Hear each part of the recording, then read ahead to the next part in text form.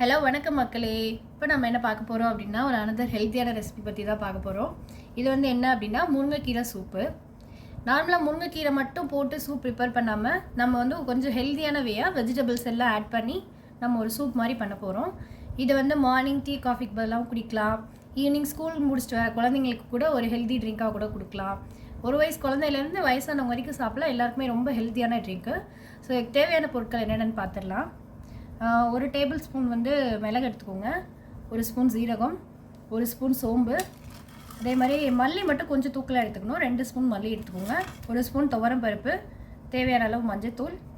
அடுத்து பார்த்திங்கன்னா ஒரு சின்ன வெங்காயம் ஒரு 3-4 வெங்காயம் எடுத்துக்கோங்க, ஒரு சின்ன சைஸ் தக்காளி, பெரிய தக்காளினா ½ தக்காளி போதும், ஒரே ஒரு கேரட், ஒரு பீன்ஸ், அப்புறமா கருவேப்பிலை, கொத்தமல்லி, ஒரு 4 பூண்டு, ஒரு துண்டு இஞ்சி. அப்புறம் வந்து நான் முருங்கைக்கீரையை வந்து வாஷ் பண்ணி எடுத்து வச்சுருக்கேன். சூப்புக்கு வந்து நீங்கள் இலையாக எடுக்கணும்னு கிடையாது, இந்த மாதிரி நீங்கள் காம்பா கூட போட்டுக்கலாம். இது எப்படி பண்ணுறது அப்படின்றத பார்க்கலாம். இப்போ நம்ம வந்து எடுத்துருக்கிற இன்க்ரீடியன்ஸ் எல்லாத்தையும் இந்த மாதிரி ஒரு பவுலில் ட்ரான்ஸ்ஃபர் பண்ணிக்கோங்க. இதுக்கு வந்து தேவையான அளவு உப்பு போட்டுக்கணும். கீரைக்கு வந்து ஏற்கனவே வந்து ஒரு உப்பு சத்து இருக்கும். ஸோ அதனால் இதுக்கு வந்து நீங்கள் ரொம்ப மைல்டாக தான் வந்து சால்ட்டு சேர்த்துக்கணும். தேவையான அளவு சால்ட்டும் வாட்டர் தேவையான அளவு வாட்டரும் மிக்ஸ் பண்ணிக்கோங்க. மிக்ஸ் பண்ணி அடுப்பு ஆன் பண்ணிக்கலாம்.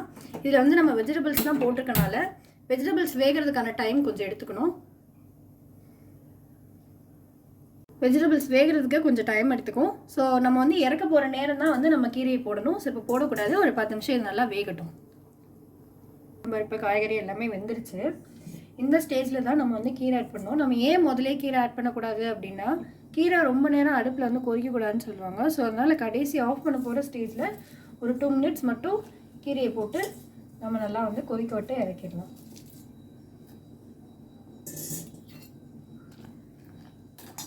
ஒரு 2 நிமிஷம் கொதிக்கட்டும். இப்போ பாருங்கள், நம்ம போட்ட கீரையெல்லாம் நல்லா வெந்துடுச்சு. இதை வந்து நம்ம ஃபில்டர் பண்ணி மிக்சியில் வந்து நம்ம பிளெண்ட் பண்ண போகிறோம். ஸோ அதனால் இது வந்து கொஞ்சம் நல்லா ஆறணும், ரூம் டெம்பரேச்சர் வரைக்கும் நல்லா ஆறணும். இது கொஞ்சம் ஆறட்டும்.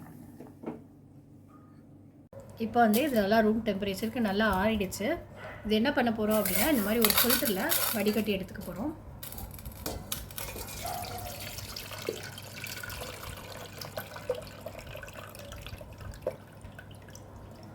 இப்போ இது என்ன பண்ண போகிறோம் அப்படின்னா, இது எல்லாத்தையும் வந்து நம்ம மிக்ஸி ஜாரில் போட்டு ஒரு அரை மட்டும் அரைச்சி எடுத்துகிட்டு வந்துக்கலாம்.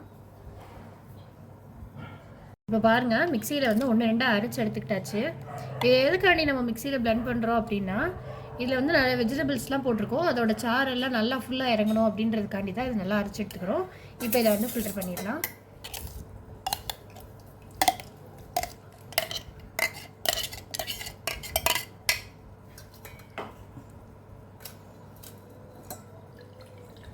பாருங்கள், இந்த சாறு நல்லா இறங்குது.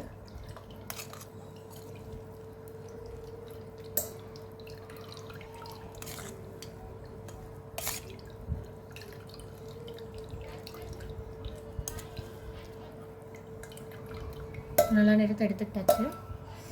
இதை வந்து இப்போ என்ன பண்ணுறோம் அப்படின்னா, லைட்டாக சுட பண்ணி நம்ம வந்து சூடான சூப்பாக வந்து சர்வ் பண்ணலாம்.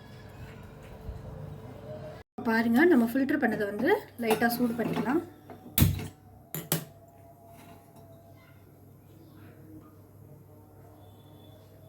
ரொம்பலாம் வந்து கொதிக்க விடக்கூடாது. கொஞ்சம் மைல்டான சூடில் குடிக்கிற சூடுக்கு நீங்கள் சூடு பண்ணி எடுத்துக்கலாம்.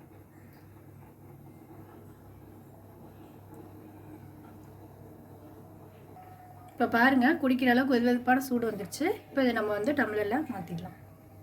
அடுப்பு ஆஃப் பண்ணிடுங்க. ஒரு டம்ளருக்கு ட்ரான்ஸ்ஃபர் பண்ணிடலாம்.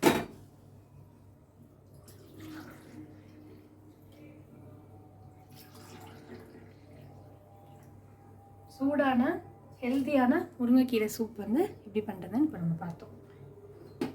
நீங்களும் டேஸ்ட் பண்ணி பாருங்கள். இதே மாதிரி நிறைய வீடியோஸ் போடுறதுக்கு எங்களுக்கு வந்து சப்போர்ட் பண்ணுங்கள். தேங்க்யூ.